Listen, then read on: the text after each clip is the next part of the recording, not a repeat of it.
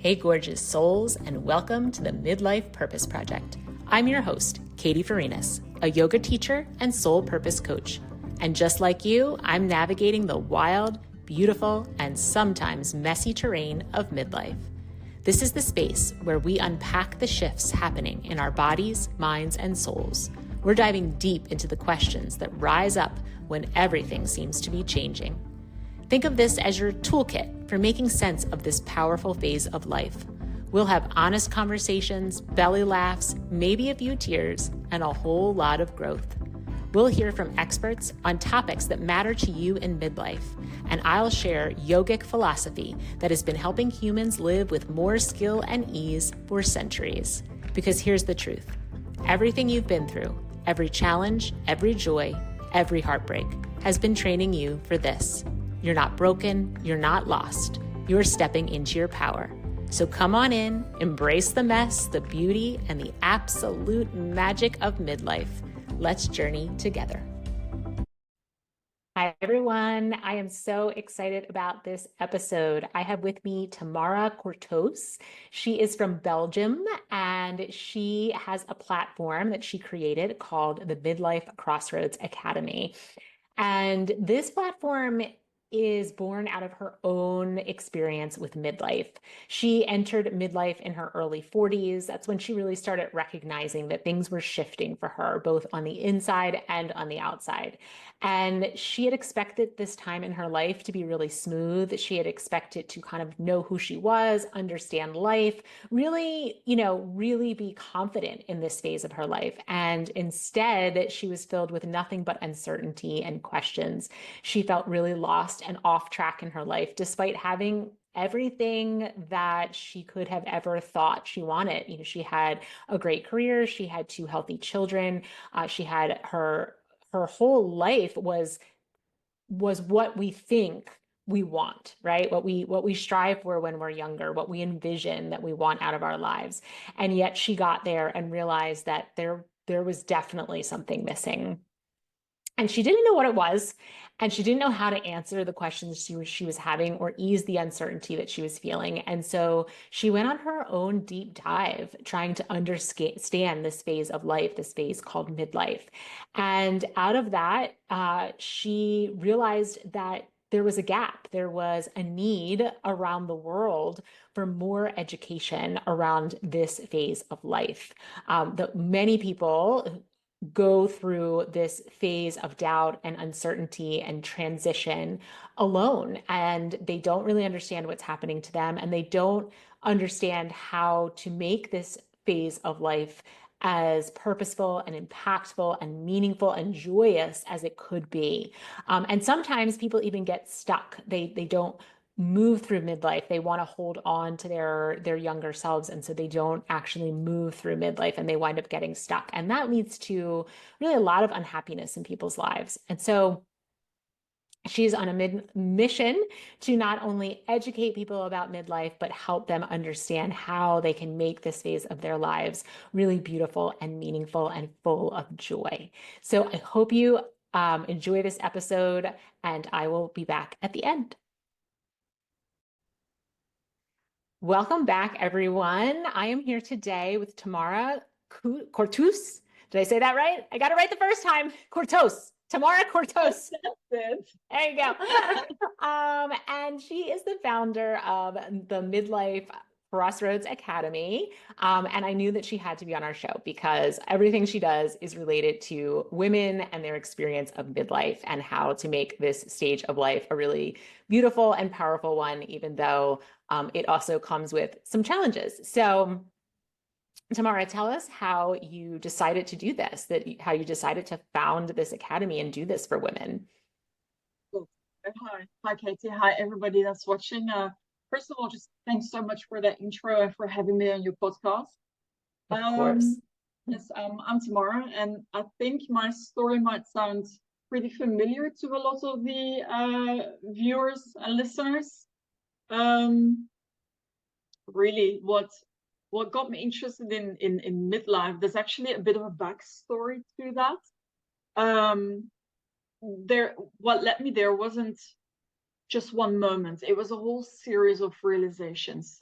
You should know that midlife hit me really hard. You know, when I got into midlife, I was actually still fairly young, early 40s. And the vision I had of where I'd be career-wise, personally, everything, it didn't quite match reality. And the gap made me feel like I was falling short. So there were a couple, as I said, a couple of realizations. Like the first one was that my career had lost its spark. I'd spent years working in market research. And for a long time, I loved it. Until one day, I didn't. I felt stuck, like I wasn't learning or growing anymore. And every time a client or my company came to me with a challenge, I caught myself thinking, oh, been there, done that, got the t-shirt, you know, my job started to feel repetitive. And to me, that was very demotivating. And objectively, I knew that there was still more to learn, but deep down, I felt like I'd hit a dead end. And then there was what I now know to be the comparison trap. You know, I kept seeing people, my peers, even family members, friends, and they seemed to have it all figured out. And I would look at their lives, their job titles, their successes, and I would think, why don't I have this? And again, when you look at it rationally, that was a completely crazy thought to have, because on paper, I had a lot. You know, I had a very successful career. I lived in Spain, in London. I set up a business in Australia that did very well. I have two beautiful kids. I traveled to lots of places in the world. My parents were healthy. But instead of appreciating all that, I just kept asking myself, you know, why does it feel like I've got everything I ever wanted and it's still not enough? And another thing is that regret had started to creep into my life. I couldn't stop thinking about all the opportunities I didn't take. Like, for instance, after university, I was invited 3 years in a row to do a PhD. And I always turned it down because I'd already left Belgium, where I'm from, where I'm currently located again. And I kept wondering, you know, what if I had said yes to that? Would I be working in a field where I made a real impact? And I say this with all the love, you know, to market researchers in the world, but helping a company sell yet another Mars bar is just not as impactful in the world as, say, doing research to find a cure for cancer. You know, it was really on my head. And all of that makes it sound like the main reasons midlife hit me so hard were all career related, but that's not the case, because on top of that, I felt really rest. My life, it felt to me like this monotonous loop of responsibilities. And I often thought, how did my life end up like this? You know, especially when I was standing in the supermarket in one of the aisles, and I would just look around and I go like, oh my God, this is so not me. Did I waste my best years? You know, I'd always assumed that by my 40s I'd have everything figured out, and I would be confident and clear about my future. And I felt lost, and I wasn't sure of what was next in my life. And whenever I looked into the mirror, I didn't actually recognize who was looking back at me. You know, aging had never really worried me until the moment it did. Yeah. Yes. You know what I mean? Yes. Yes. Yes. And suddenly all I could see were the signs of getting older. I would notice other women my age, and I would think, why did they look so much better than me? And I felt like, you know, I was almost failing at something so basic as aging. Yes. And so there was a lot happening in my life, but I'm a very pragmatic, solution-oriented person. So with everything happening at the time, I didn't really know yet that that was midlife that was hitting me. But with everything, you know, the things, the thoughts, the challenges, my initial solution was to retrain. I thought like, okay, the main issue I seem to have is career. So let me do something about that, because that will make me happy again. So I got certified in change management, and I was really ready to pivot into something new. And then really came for me the moment that changed everything, because I went to my very first job interview and I was feeling really good. You know, I was talking about my experiences in my career, my knowledge, the skills I could bring to the table, how eager I was to use all of that in the new industry. And the HR manager was nodding along. It's like, yeah, fine, taking notes. And he looked up and he said, I'm really sorry, but I can't hire you because you're too old. And I know, I was doing exactly the same as what you're doing now. I was so shocked. Is that even legal? What country were you in? It's not. It was in Belgium. It's not Belgium. legal. No, okay. Not legal at all. Okay. But it's his word against mine. So I was like, right.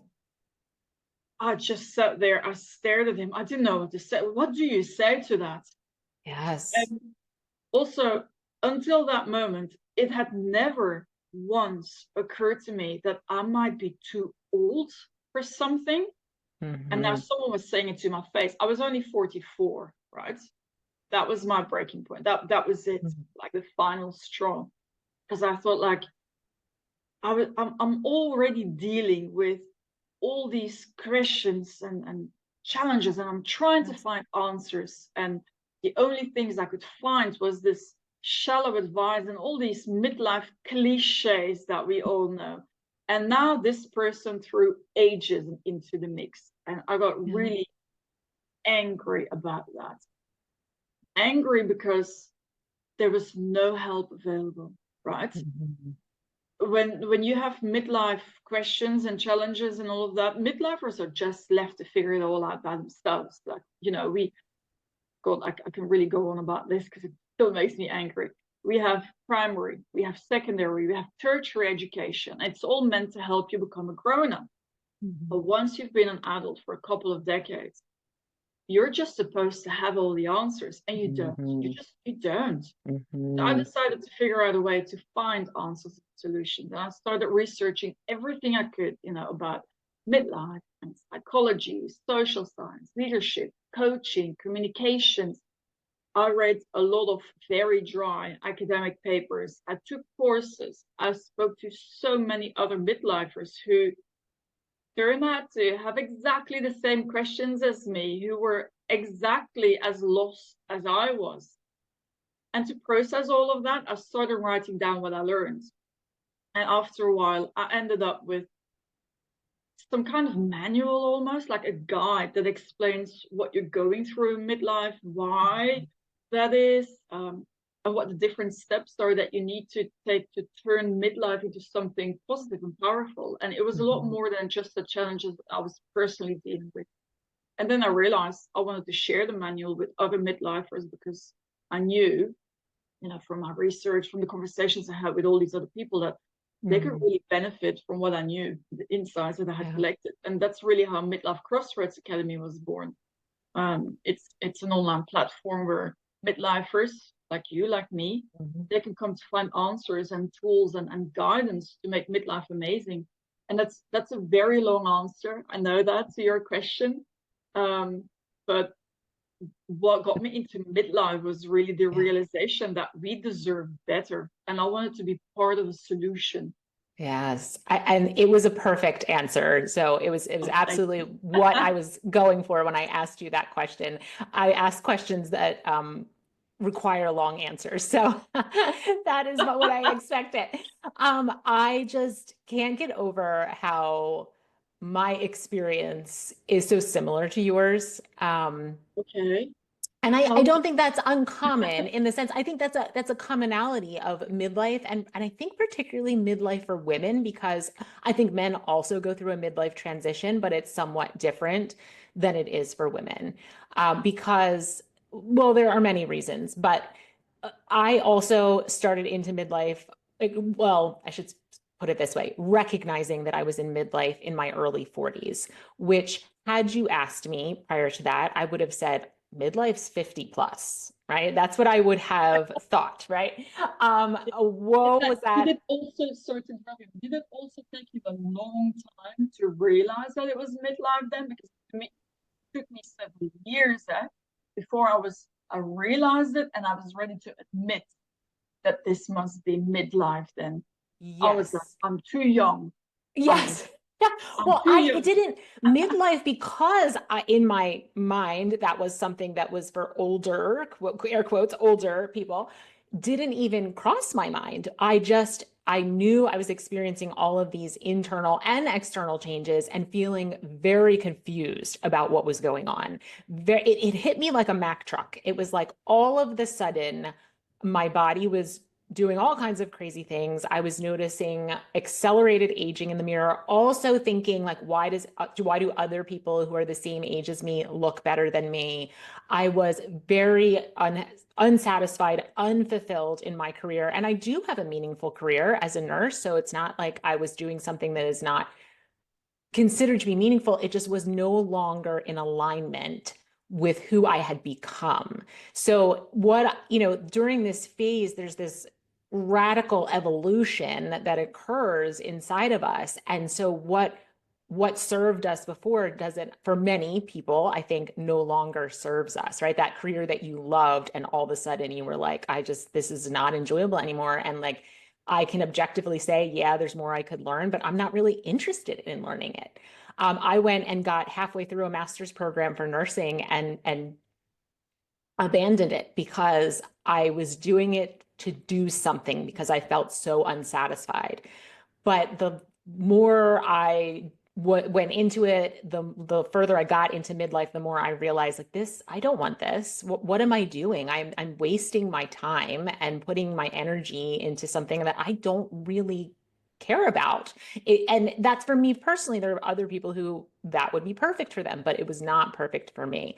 I also was just feeling like I'm lacking, looking around at my life, feeling like this never ending to-do list. Like all I do is check boxes on a list and feeling like there was just a lack of depth, a lack of meaning, a lack of really, really deep connection to other people, to things that I love, to community, and craving those things.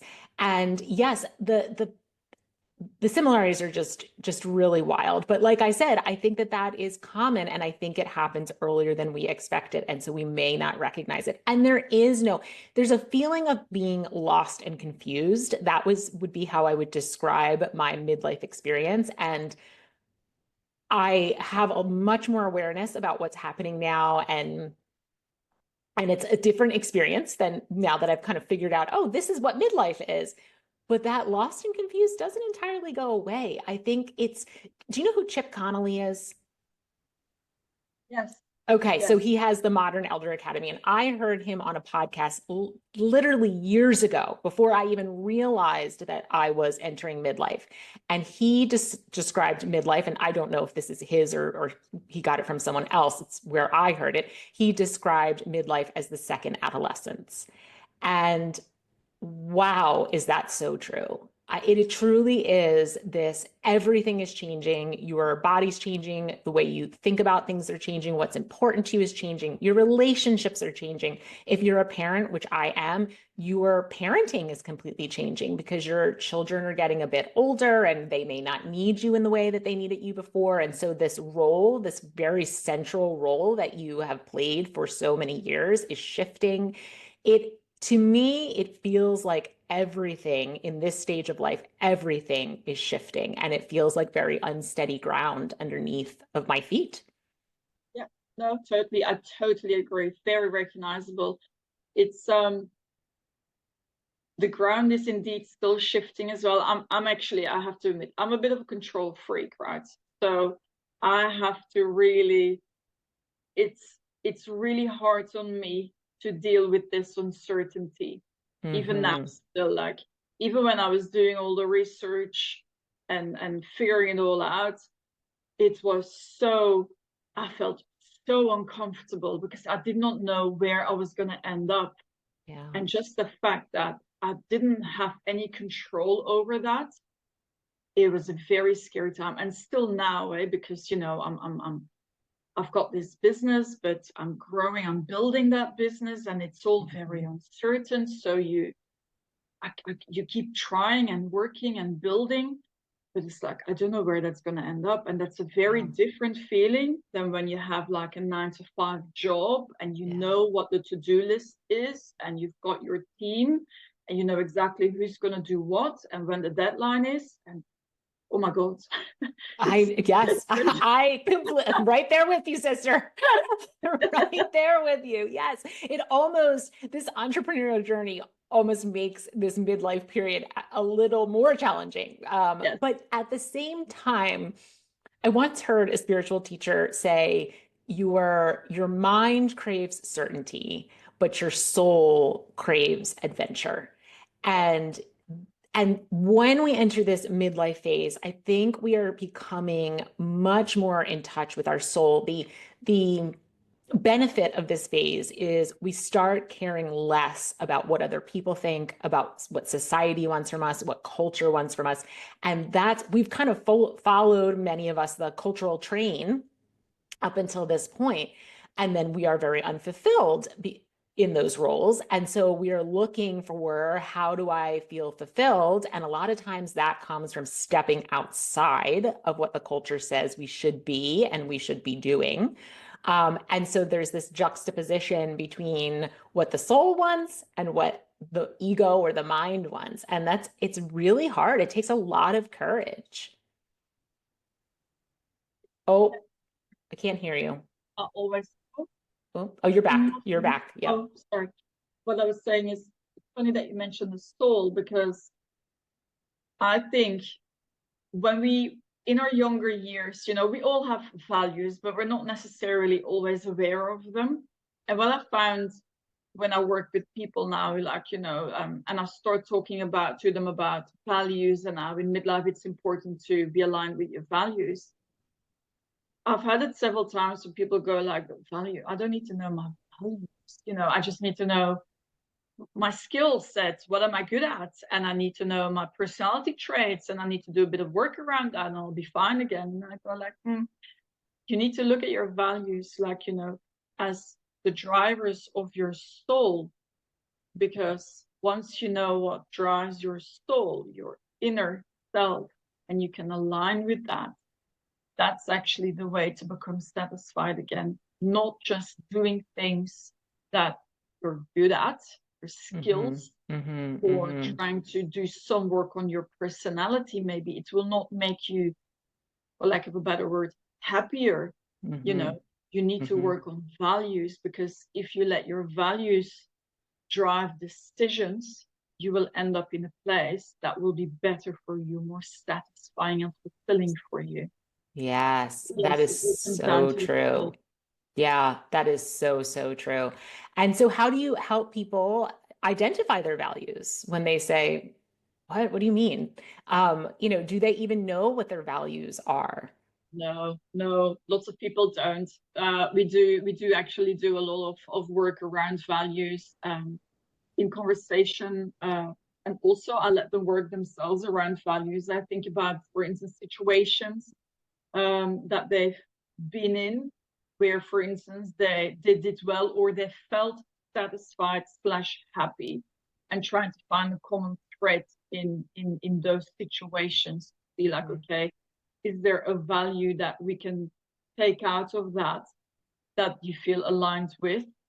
It takes a bit of work, because a lot of people can't just come up with things. So it's a lot of conversation and working and thinking, reflecting on life and work, different situations that they're in.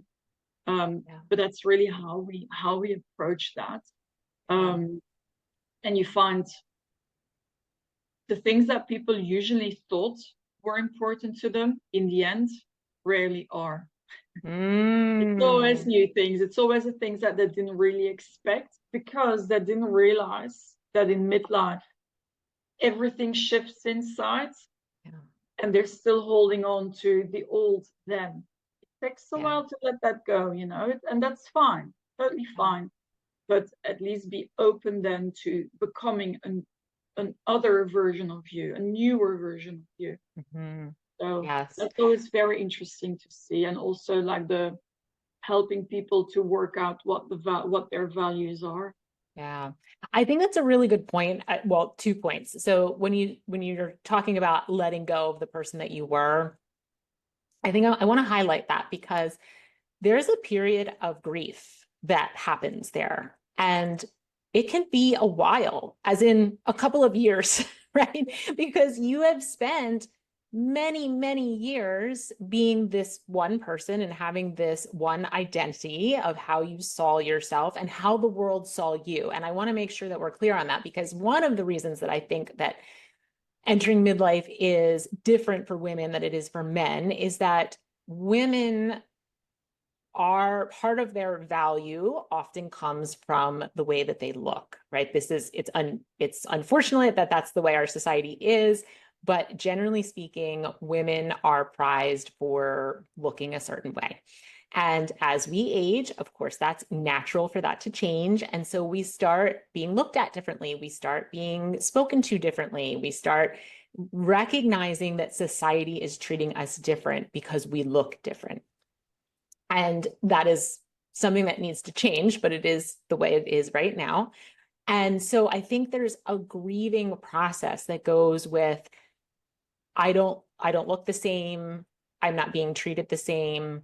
Um, I don't feel internally the same. Maybe the things that I were able to do physically or enjoyed physically being able to do are shifting and changing because my body is shifting and changing. So I have to let go of some of those things that I used to love. There's a lot of letting go. And that is really, really hard. And I think there's a grieving period that is often not recognized. And then we turn in on ourselves and say, what's the matter with me? Why am I feeling this way? Or, why do I care what other people think? Or why don't I look as good as the people around me? Because that's a self-perception, right? We always think that we don't look as good as the next person. And so I think we need to honor that grieving period. You are letting go of the identity that you once carried and carried for a really long time. And I don't think there's anything wrong with grieving that. And the more we allow that and don't try to push that away, I think the easier that process will be. So I just want to highlight that. And then coming back to the values, it's so interesting because if you said to someone, what do you value? They're probably going to say, I value my family. I value my friends. I value being a good person. I value, maybe if they're involved with a religious, affiliated with a religious organization, that kind of thing. But yes, it's very hard to whittle it down to what are your deep values that you have actually known your whole life, but never highlighted them, never like brought them to the surface because they weren't necessarily prized by the outside world. We all know that we value friends and we value family and we value our, cultural traditions or our religion. Like these are like common things that everyone knows that people value. But we all have very specific values that are very, very specific to us. And bringing that forth is super important. So I think that's amazing work. And it's similar. So I teach and coach on something called Dharma, which is your soul's purpose. And that values come very much into play in that. And what I find is that once we start uncovering what it is, once we start doing the work to uncover it, we realize that they've actually been engaging in those things their whole life or for much of their life. They just weren't really paying much attention to it. And so it's not necessarily that all of a sudden this new value has popped up. It's this shining a spotlight on the value that's been there all along, but we never gave it credit. We never gave it attention. We kind of just acted like it was like no big deal or not important or like, we didn't love on the value the way that we should be loving on it to bring it to the forefront of our lives, to give our lives more meaning. Yeah, indeed. And on top of that, I would add that a lot of people have never actually verbalized because they never consciously thought, what are my values in life? So they've never verbalized it. So that's why when you ask them the question, what are your personal values? they come up with, like, I call that the easy answers: my family, my friends, my religion, like Yeah. everything everyone else also values. But that's not really, of course you value that, but a personal value is something else, really. It's deeper, it's what guides you, what gives direction to your decisions in life. Like, maybe I'll give a personal example there. One of my values is one that I've actually been aware of for a long time, that it matters to me, but I didn't realize how deep it sits within me. And that's the value is personal development. Like, on the one hand, it means, like, I'm working to get to know myself better. I'm trying to improve myself to be the best version of me. That was definitely a part that I would never have verbalized before. On the other hand, personal development for me also means that I'm always looking for ways to grow more, like maybe improving my skills, which is something that I've done a lot in my life. So that's how I know personal development always mattered to me, the learning curve, I call it. Right. Yeah. I wanted to improve, my knowledge or my mindset. So learning has always been important, but I never thought what a big package is covered by personal development, because it's not just the skills, it's also me as a person. I never thought about it that way. So that's something that came out whilst I was working my way through midlife. Yeah. that is actually something that's really important to me, and that also partly explains why, for instance, in my career I had this feeling that I wasn't really learning much, because I could see that my learning curve was flattening, because I had like 25 years of experience. Of course I'd seen and experienced a lot of things and situations, and I started to recognize, like, oh yeah, 3 years ago I had the same question, and here's the answer, but that kind of thing. Right. And that makes you then feel like you're not learning a lot anymore. Yeah. So that kind of helped me understand why I was feeling the way I was feeling. And that makes total sense. And personal development is also one of my values. So we really are in alignment. Obviously, we're both doing what we're doing. But question for you. So if women come in to this program, are they afraid that they're going to have to blow up their whole life? Are they like, oh my gosh, like if I identify my values, if I really get clear on what's important to me, and then I look at my life and I see that my life is really not in alignment with that. That sounds scary, right? I can see people thinking like, I can't quit my job. I can't, whatever it is that's running through their heads about how much their life may have to shift and change once they get clear on what's really important to them. Or is there a way to modify what they're already doing to bring more of their values forward? Absolutely. So I can answer your question in two ways, right? When people go on about how midlife is the time of reinventing yourself, I always push back on that, because I think reinvent yourself is a myth about midlife. Reinventing means that you're starting over, but you're not. You're building on what's already there, right? Midlife isn't about becoming a whole new person. It's about evolving, taking everything that you've learned and using it in a way that fits who you are now. So you don't have to throw away your experiences, your skills, your passions. They're not baggage, they're your foundation.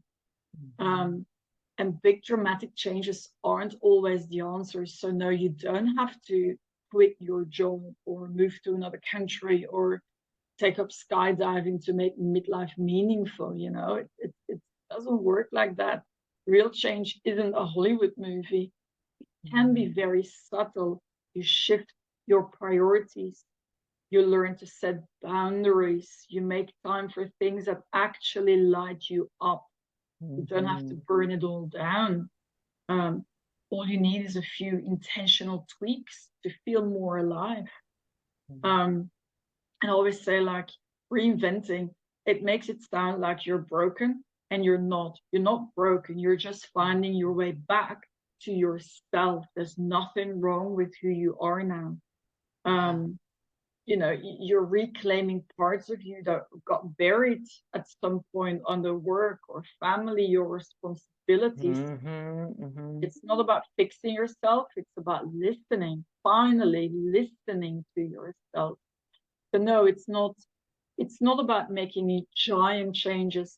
And keep in mind as well, your values might be shifting, but it's not like they're shifting extremely dramatically. You know, that's also why it's not reinvention, or you're not starting from scratch again. And there's always a way to fit your new, let's call them new values, into your life by making small tweaks, small steps. I always talk about small steps, small changes, because a big change, it won't work.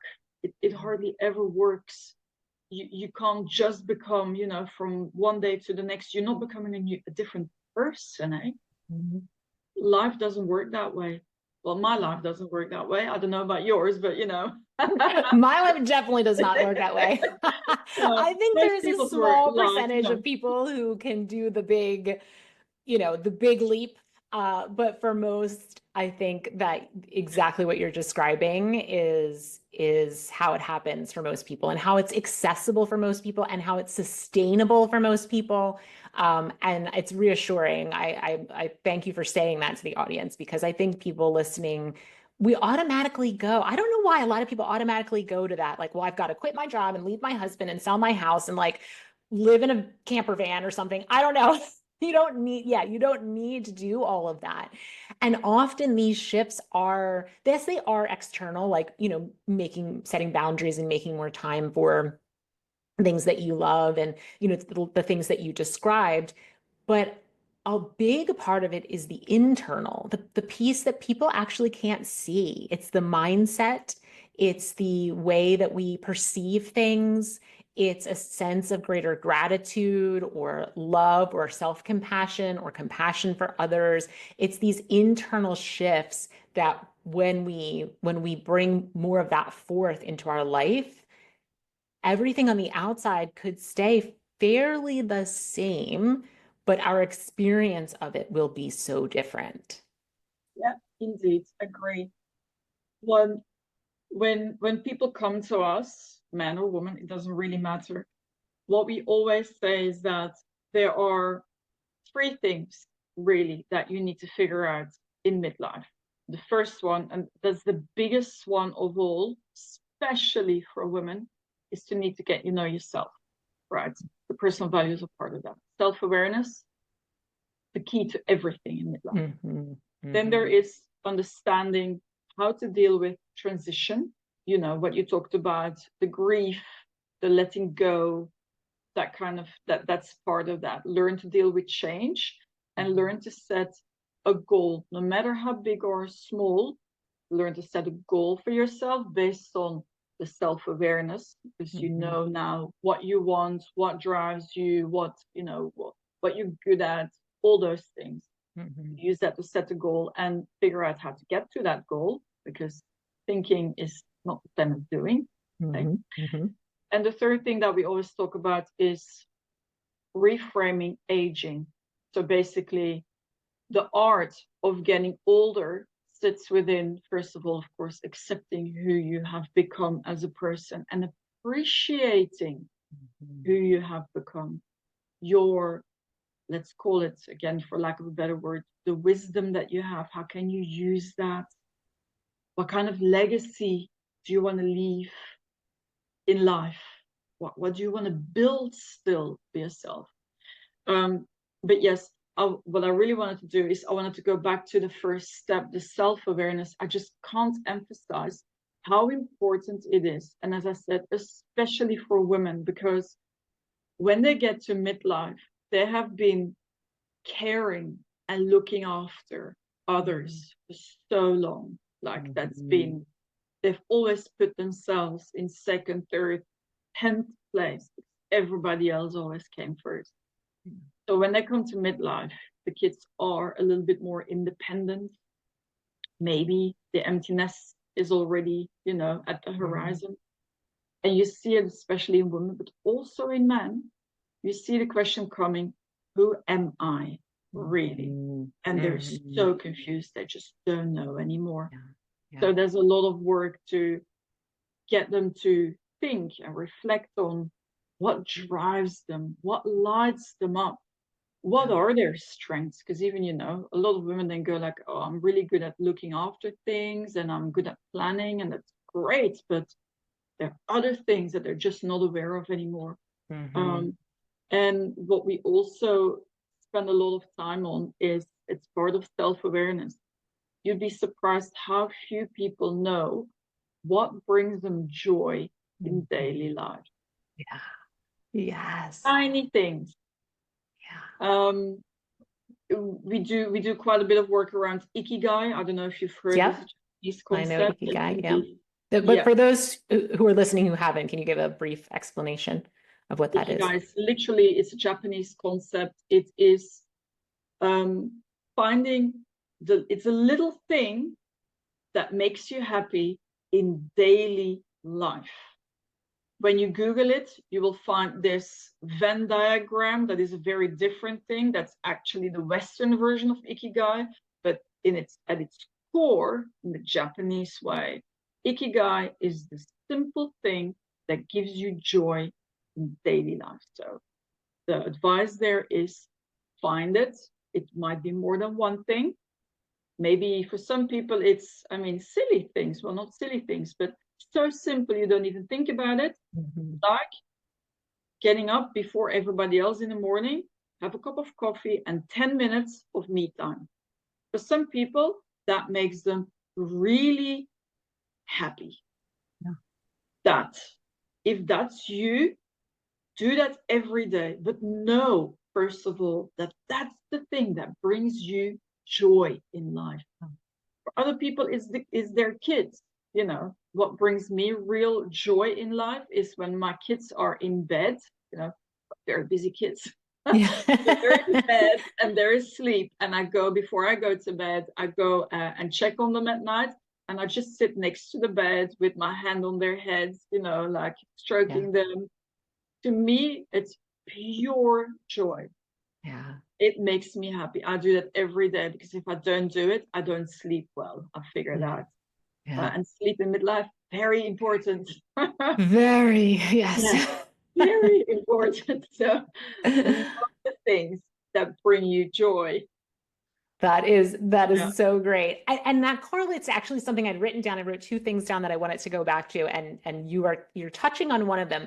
I think it's a little bit adjacent to what you're saying, but still kind of the same, which is play. How important is play in midlife? Because I think play is something that we just forget how to do entirely. Like, I remember when this concept first came to me, I was like, that's for kids. I don't know. I don't play. How do you play? I'm an adult. Adults don't play. But yes, we need to play. We need to play forever until we draw our last breath. And playing brings us joy.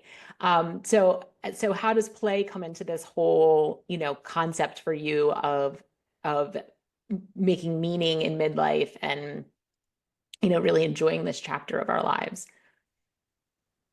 Me personally, I find play very important, but I also, and that's maybe building on top of that, is to think back to your childhood and think there back to those things that you did then that brought you joy, pleasure.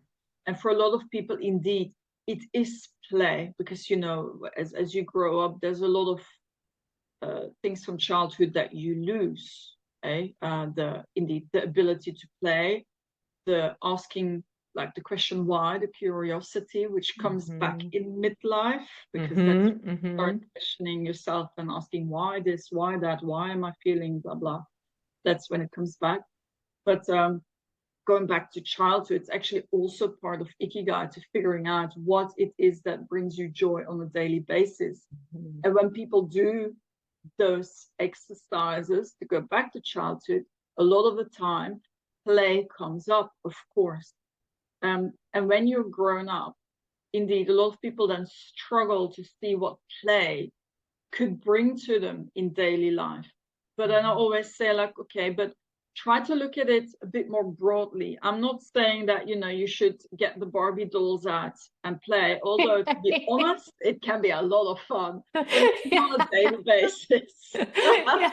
Listen, whatever floats your boat. Yes, whatever you want to do, but think about it a bit broader. Maybe you used to like, art. Art is also a form of play. Maybe you want to be creative, work with your hands again. That can also be a form of play. So try to be a bit more open-minded about the pure play element of it. Because you see in midlife that a lot of people go back to like hobbies almost that they had as a kid, or were interested in at some point in their life. Yeah. And then they try to take that up again, which is a good thing, because usually it's stuff that they've wanted to do for a very long time and never had the time for. Yeah. Yeah. That's great. Yeah. I think I love that, because I think we just completely forget about play as we age. And that's sad. I mean, it's really a shame, because a lot of joy comes from play, and it helps us get to know ourselves and what we value as well, right? Going back to self-awareness and values, once you uncover, you rediscover what it is that is joyful to you, what feels like play to you, that plugs right into what you value. That plugs right into that self-awareness piece. So this doesn't all have to be a job, right? Like this should be fun. This is self-exploration, and it should be really, really an enjoyable thing to do, not work. Not work, I agree, but up to a certain point, because I do think that people need to put in some work, right? You do need to, because I always say, like, I'm not really a coach, because I don't want to talk or whatever, and I don't want people to just nod along and go like, yeah, all makes sense, perfect sense, great, love it. I want people to learn and to apply it to their life, or to think how they can use the teachings, for lack of a better word, and see what they can do with it. I need them to take action. Yes. Right. Yes. So to take action, unfortunately, you have to put in a bit of work. And of course, it must be fun, because it must be. But I think if you really want to do something, you'll find a way to make it fun, right? Right. It will be fun, because you can see that there's a good end result and you're achieving something. So, right. Yeah, yes. hopefully the work, and I agree with you, there is work involved, but there's another spiritual teacher I listen to, and she says there's work, WORK, that's what we typically think of as work, and then there's work, WERK, meaning like a fun version of work. Like you want to do it. There can be challenges, there can be things that are a little bit, doesn't mean it's always easy. But because you have this internal drive to want to do it, it feels more like play, even though you are working. It feels more like play a lot of the time, even though you're working. That second one. Yes. Yes. That one. Yeah. And the Love other it. thing that I wanted to go back to and ask you about is that you were talking about how midlife is not a reinvention, right? It's an evolution. It's a building on who you are.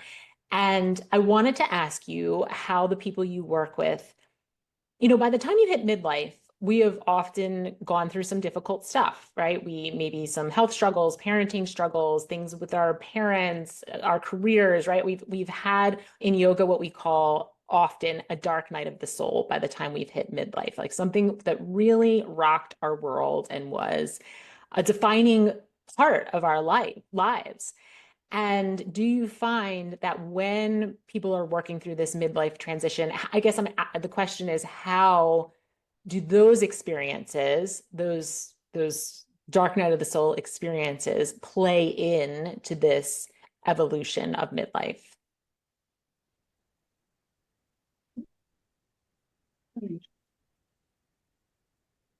I guess everybody that comes to Midlife Crossroads Academy comes with their own story, right? Their own journey. It's always a bit tricky to, no one's journey is identical. So it's always a bit tricky to have like to explain like, oh, there's one way of how to bring in your story into what we do. It always depends on the issues and the challenges people have been dealing with. But I guess the question is, do you find that the challenges that they've dealt with inform their values, I guess, inform the things that they now see in their life as valuable or want to sometimes, engage in? sometimes yes, but again, that comes back down to there's the obvious answers that you get as values, like, yes, if your parents have been, their health is failing, maybe they've passed, and you come into midlife, and of course that's part of the journey that you have been on. Yes, you see that people bring that with, and when you ask them what do you value, they will immediately say like, oh, my parents.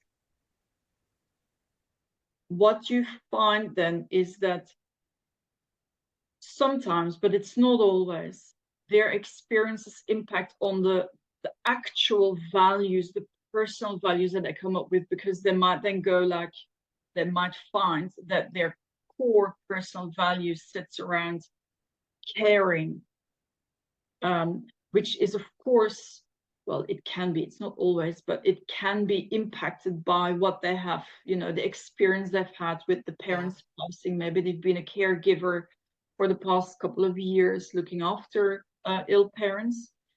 It's not always like that. It does sometimes impact, I guess. Yes. Okay. But not Because always. the thing in midlife, what it seems like to me is that we start wanting more meaning, right? We lived up to a certain point where we were learning and growing and accumulating, whether that be a partner, children, a home, a career, all that we were accumulating. And now we have accumulated. And now we're looking around and saying, I need more. I need more depth. I need more meaning. And it is an evolution. And we have experienced these really challenging things often. Many people have experienced challenging things by that point. And we're trying to make sense out of it. Like, why did these challenging things happen? Or why do challenging things happen at all? Look around at the world. Like, what is the point of all of this, right? I find women asking that question all the time. Like, what is the meaning? What is the point? And in my experience, a lot of times the things that we've been through shape how we see the world and how we see ourselves and how we make meaning out of really challenging experiences. So what else would you like to, we're coming up on time here. Yeah. What else, is there anything else you would like to share with the audience? Well, tell us about your programs first. Tell us what do you offer, and how do people sign up if they're interested? Yes. I guess Midlife Crossroads Academy is, well, obviously, visit the website, find us on socials. What we do is, as I said before, we're a platform. We give tools, we give answers, we give strategies to help people handle midlife in a way that works for them. So it was founded based on this idea that there's no education to prepare you for midlife. No guidelines, no manual, no school, no course, nothing. So you have to learn to deal with the challenges. So what we did is we came up with a program. It's called Transforming Midlife, and it's basically around the three elements that I have discussed before, right? So getting to know yourself, the whole self-awareness, that's like the foundation of midlife change. And we look at, what's working, what's draining you, what you want more of. Look at personal values, strengths, personality, ikigai, that all sits in there. Mm-hmm. We also look at change and transition and how you deal with it, because as you Mm-hmm. said, midlife is a time of major transitions. Mm-hmm. So you need to know, you need to understand how change works and how to move through each stage of a transition. So as part of that, as I explained before, you will set the midlife goal. Mm-hmm. Big, small, doesn't matter. Mm-hmm.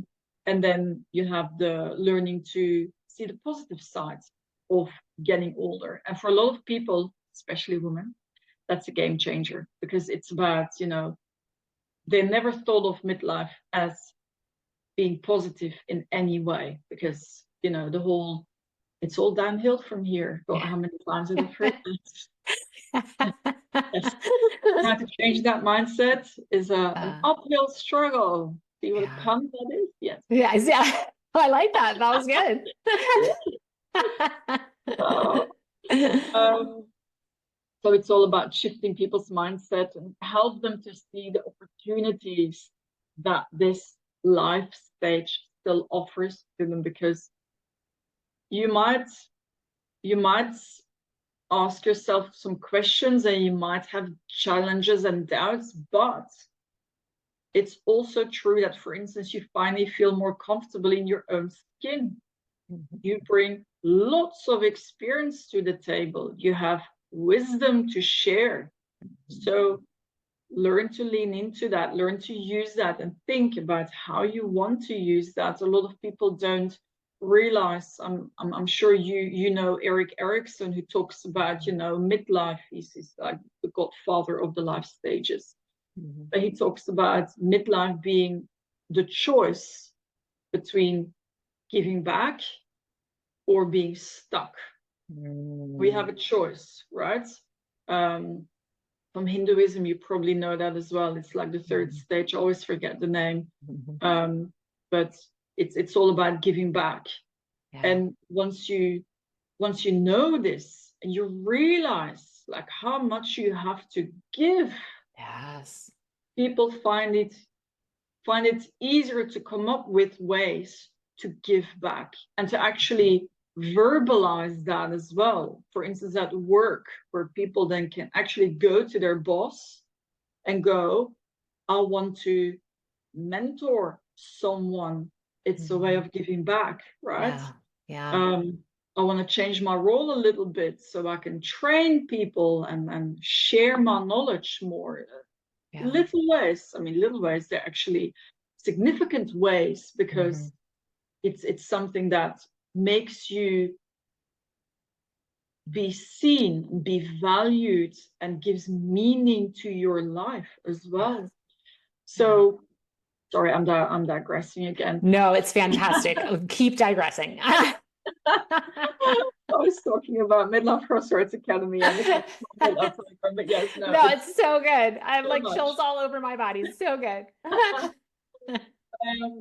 We have like ebooks on the website. We've got masterclasses. There's one up that I put up fairly recently about resilience, something else that women sometimes struggle with, especially midlife, because there's so many changes coming at you at the same time. It's like building resilience. What does that mean in your life and at work? How can you build that kind of thing? Yeah. So yes, that's the main thing that we do. So I always say, like, we're not really coaches, because a coach tells you that the answers are already in you. You've got the answers within. But I always say, like, well, if you had the answers, you wouldn't be feeling the way you're feeling now. So, but coaches always say that you have to take action. So that's something that we take from coaches. On the other hand, I say, like, okay, we're a bit like a mentor as well, because we use our experience and the experience of others to help people understand the options and the possibilities, but because no two journeys are the same, I'm not going to say like, oh, my journey here is what you should be doing because this is what I experienced, and it doesn't work like that. So we merge the two together. We call ourselves Midlife Guide. So we're there to help and to make sure that people take action. So it's a bit of the two together.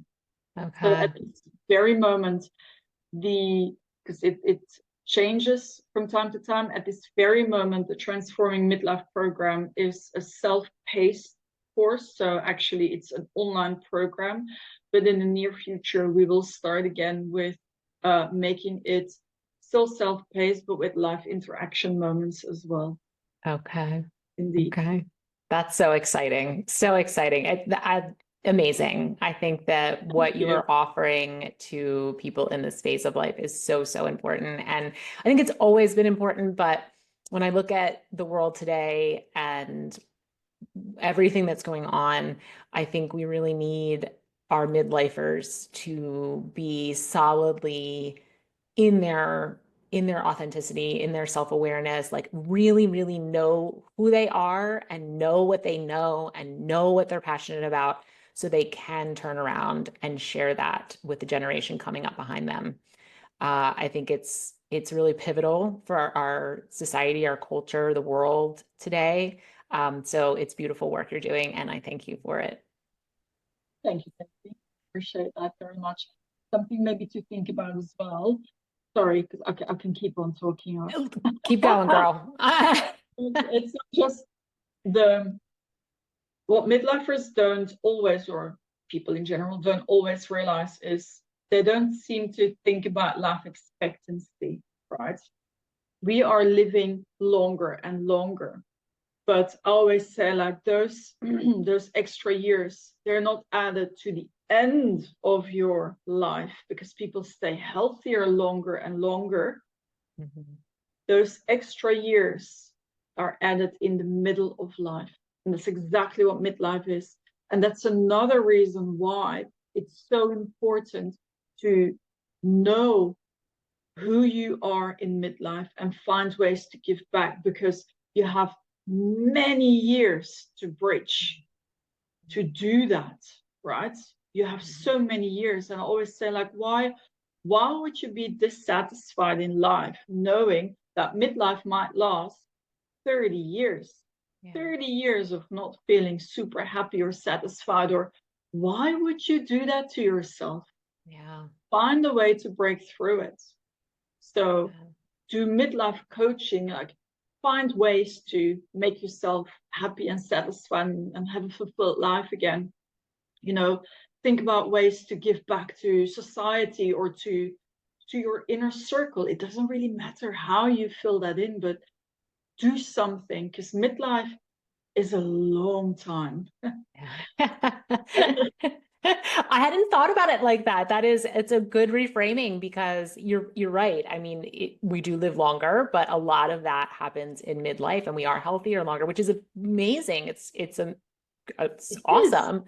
Yes. But not if we're not unhappy, not if we're feeling stuck, Yeah. and not if we're not like able to let go of who we were. That when we were talked about before, like letting go of that identity. I think that's how you can get stuck, is just really holding on to that identity of when you were younger and not embracing who you are now, which can be hard because it does come with some physical challenges, right? I mean, I'm in perimenopause right now. It's a wild ride, okay?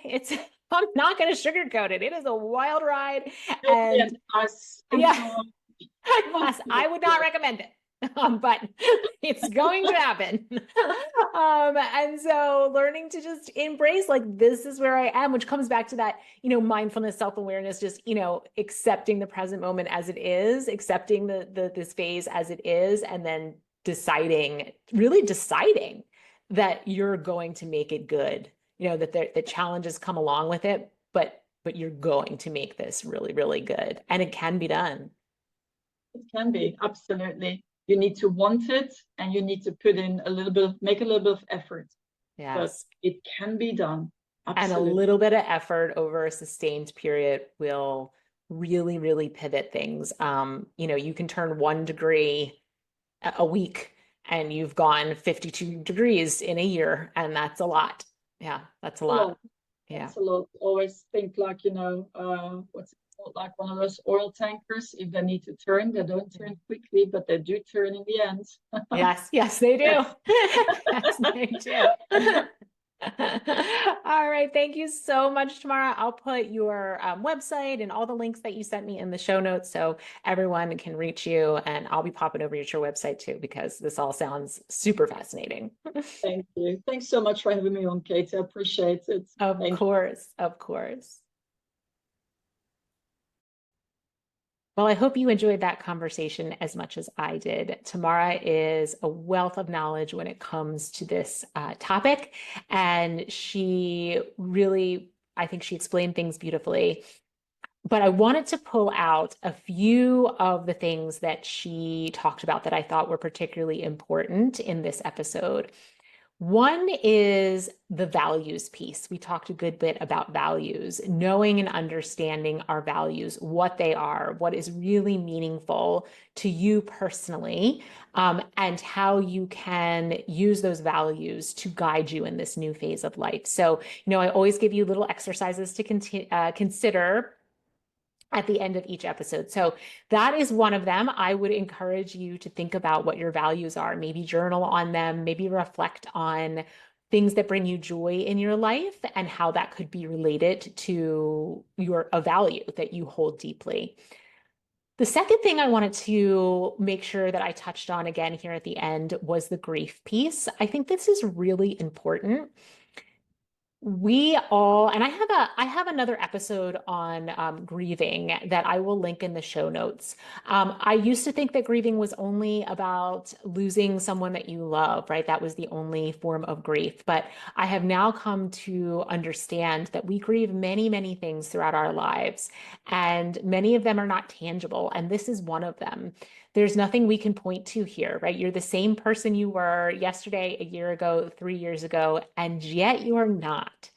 And there's a grief there. There's a grief that you knew and loved this old version of you, and that she really no longer exists. And that's a normal phase of life. Anyone who is lucky enough to live to middle age will go through this.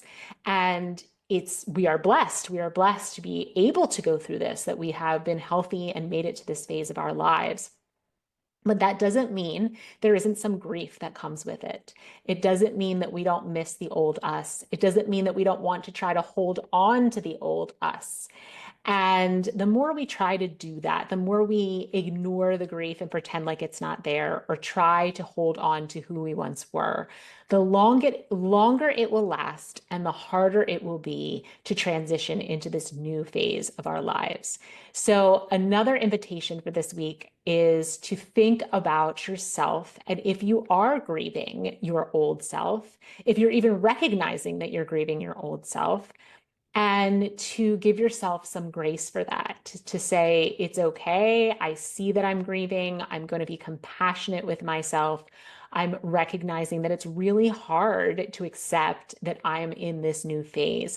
And let's be honest, up until now, and I think there's a greater movement for helping people to understand and embrace midlife. But up until now, I don't think midlife has gotten the best rap, shall we say. I don't think any of us were like, ooh, I can't wait to get to midlife, right? So we need to change the narrative around midlife. We need to change the story and the mindset. And part of that is accepting that that's where we are, and deciding to make this phase of our lives a really powerful and beautiful, purposeful, meaningful, joyful stage of our lives. And if we do that, we serve ourselves and we serve others, right? So it is to our greatest benefit and to the benefit of others. But that doesn't mean that there's not a transitionary period where you may feel sadness. You may wish that it wasn't so. You may want to turn the clock back. And that's also totally understandable. So give yourself some time, give yourself some grace and compassion, but also understand that the less you fight this transition, the more you see midlife as a beautiful opportunity in your journey, the easier that the transition will be, and the faster that you will get through it. And the last part I wanted to point out or bring back to your attention was the fact that Tamara talked about this: embracing midlife and finding meaning in this stage of your life isn't about changing your entire life, right? It can be for a very small percentage of the population, maybe that's what works for them. But for the vast majority of us, this is about very small changes taken over time and sustained. And a lot of those small changes are on the inside. They aren't necessarily on the outside. There will be changes on the outside. There will be shifts that you take and make, but not, I don't want anyone to fear making these changes, staying stuck and not moving gracefully into midlife because they are fearing what that means. How is that going to impact their jobs, their relationships, their parenting, their living situation, their financial situation, et cetera, et cetera. This is about small micro adjustments over long periods of time.